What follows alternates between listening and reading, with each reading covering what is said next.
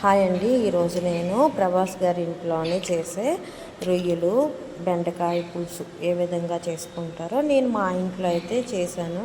చాలా బాగా టేస్ట్గా వచ్చింది. మీరు కూడా ఒకసారి ట్రై చేయండి. ముందుగా అయితే ఒక కళాయి తీసుకొని ఆయిల్ మరిగించుకుంటాం. ఉల్లిపాయలు చిన్న చిన్న ముక్కలుగా కట్ చేసుకోవాలి. దాంట్లోనే పచ్చిమిర్చి కరివేపాకు వేస్తాం. ఉల్లిపాయ బాగా మగ్గిన తర్వాత టమాటా వేసి దగ్గరగా కలుపుకుంటాము. టమాటా కూడా మగ్గిన తర్వాతనే బెండకాయలు కొంచెం మీడియం సైజ్ ముక్కలు కోసి దాన్ని బాగా మగ్గనివ్వాలి. అప్పుడు అల్లం వెల్లుల్లి పేస్టు, ఉప్పు, గరం మసాలా, కారం, పసుపు అవన్నీ వేసుకుంటాం. ఇది బాగా దగ్గరగా కలిపి నూనె అనేది తేలాలండి.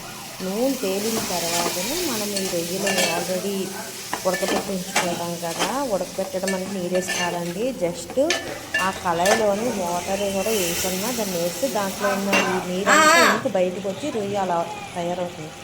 అది చేయడం వల్ల వాసన అనేది ఉండదన్నమాట కూరకి.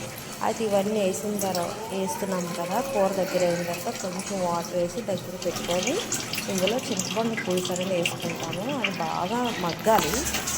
అది కూడా సిమ్లో మగ్గాలి. మగ్గిన తర్వాత నూనె అనేది తేలిపోతుంది.